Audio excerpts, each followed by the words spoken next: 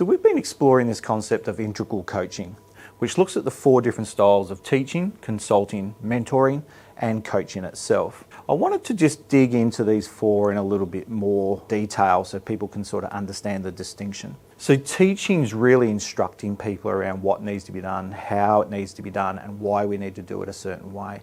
So we're very familiar with that as leaders, about setting the right expectations and explaining things to people in detail. For that to be successful, it does need to capture the what, the how, and the why. Sometimes we fall into the trap of just telling people what they need to do and don't necessarily get into the how and the why. So shifting from instructing to now consulting, which has a bit more advice orientated with it. Here we're asking questions or making very leading statements for people to find the solution for themselves. So along the lines of, so have you tried this and would this work? We've tried this before, how would that work for you?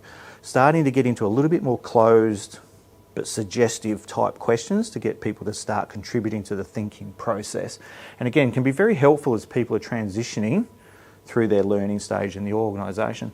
Mentoring is really getting us into that place now where it's a bit more about sharing experience. So people have the knowledge and the skills, but how do they apply it in our context of work? Whether we're working with clients, whether we're working in a workshop, whether we're working out on a construction site, or whether we're working in an operational environment. So what are the contexts that we need to help people fit into? This was really helpful for me as a tradesperson, as a light vehicle mechanic, learning the difference between working on my own vehicles versus working on my clients' vehicles. So that subtle advice can help people fit into the work context. Coaching is about asking great open questions or open leading questions to the point where people can find solutions for themselves. So what do you think? How do you think you could go about that? What have you tried? What could you do differently? So asking really big open questions to help them build the skills for themselves.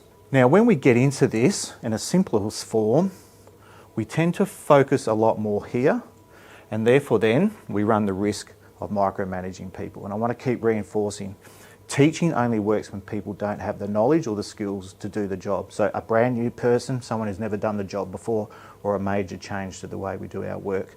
Most of the time our people have the skills, the knowledge to do their job, so we want to be starting with coaching and mentoring as a way to see how we can help. So think about how you're engaging your team. Are you helping them grow or are you micromanaging them?